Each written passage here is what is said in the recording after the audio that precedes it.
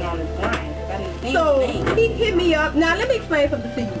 How he hit me up is how everybody should hit me up. Don't tell me put you on my mixtape show. Man, what's up with that mixtape show? Like, as if you trying to fight.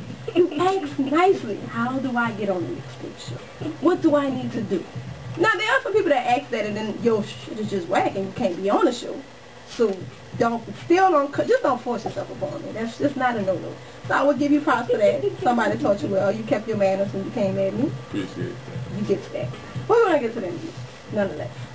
In case you like, you like she like to chime in when she's not supposed to. That's why I had to cut her off. So, we're going to let you tell everybody in Lifestyle Radio Land a little bit about yourself past what I said, because that was my version. I'll let you get your own version. All right, my name is John Lacarbiere. I was born and raised in New Orleans. I've been writing since I was 8 years old, and pretty much poetry is my life. It explains everything about me. I mean, it helps me when I'm down, helps me when I'm up. So I have 3 books published.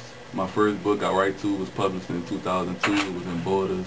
Hold on, wait. I gotta stop you. You can't be answering future questions. All right. You told me.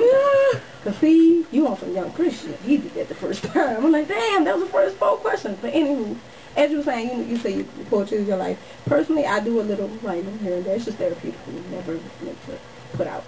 But at what point, did you start writing? What made you kind of get into the whole poetry writing thing? Well, I've been writing since I was 8, but back then I wanted to be a rapper. But that changed quickly because I wasn't really feeling the whole rap thing. And when a brother by the name of Peter Muhammad, he came to my school. I graduated from John Mack. Oh, shit. Oh, you from Southwark? Nah, I'm from Uptown. Thanks. Shut up. But he came to our school and he was like a guest poet in our creative writing class.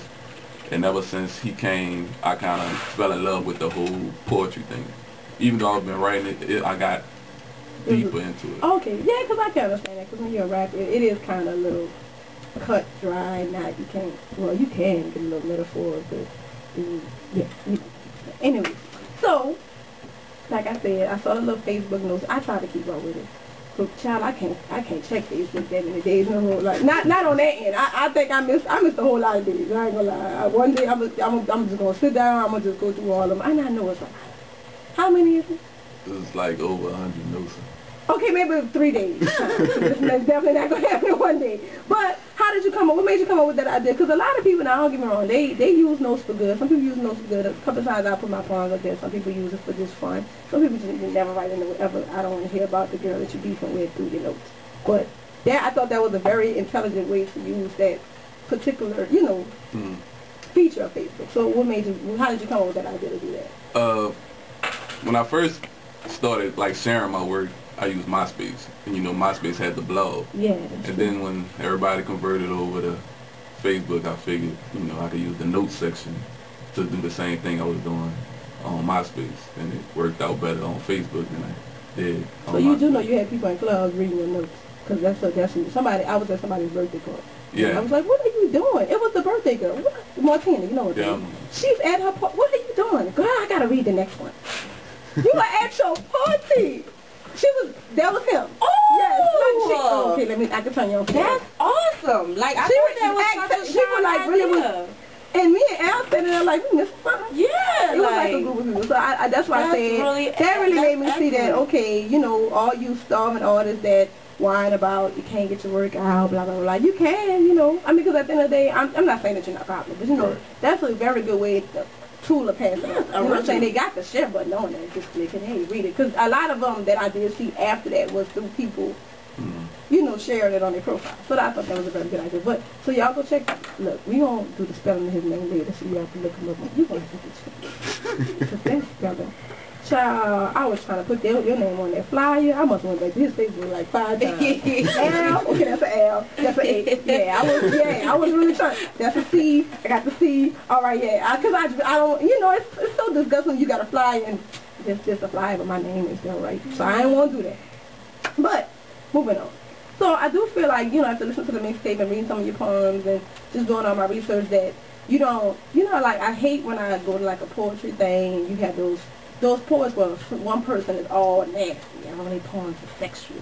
Then you got I always call them the man and did me wrong poet. I hate the white man people. I don't get that. You know, you don't have, the cliche poet. And then you got the snappy fingers. That's kind of the cliche people too, the snappy poets. But I feel like your stuff is more of a versatile. Like, even if you got a few, not really nasty, but you know, we get where you're going with them. You got the love, you got the, you know, the down and out. How important is it for you to stay versatile with your artwork? Basically, I like to stay versatile because I like to reach an entire group of people. I don't want to just focus on one particular subject. I don't want to focus on one particular group. I want something everybody can possibly relate to. Like, I just met a friend on Facebook from Singapore, and she's related to stuff in America, and she's never been to America, doesn't know anything about the American culture, but she can relate to it. So that's good. I mean, because I do feel like anything that's artistic, it should be in that form. Because it's an artistic thing, so it doesn't have any boundaries. So I will say, other than, you know, your Facebook notes, before I actually read anything about him, he was somebody, he probably seen me around, but I was like, that's that boy that walk around with that sex with my notebook all sure.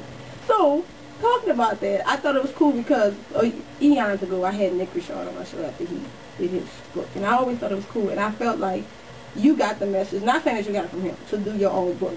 So, just give a little advice to people out there that's doing their own thing, that please let them know that they can put out their own book, because I think a lot of people don't realize that you don't have to wait on, you know, the publisher. Right. You like my book was self-published. You don't, like she said, you don't have to wait on anybody. Basically, what I did, and actually Nick gave me the company that I. Oh, okay. So that was good. Yeah, that I went through. There was no beef. Nah.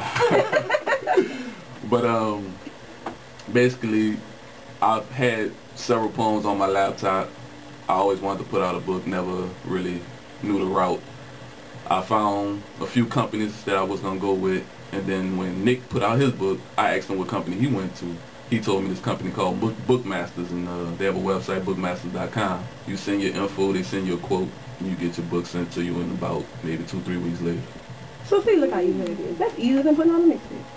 Trust me, it's easier than putting on a mixtape. It's so much easier. So speaking of mixtapes, I think that more people should, like, as far as poets, because it's almost like, not gonna say it is like rapping, but you can't approach it the same way. So what made you try to approach it? You have to put out the books and you do the Facebook thing. What made you say, okay, when I want to do a mixtape of, you know, my work? A lot of people, they always ask me to perform, and they always ask me to, you know, they want to hear me speak it. Okay. And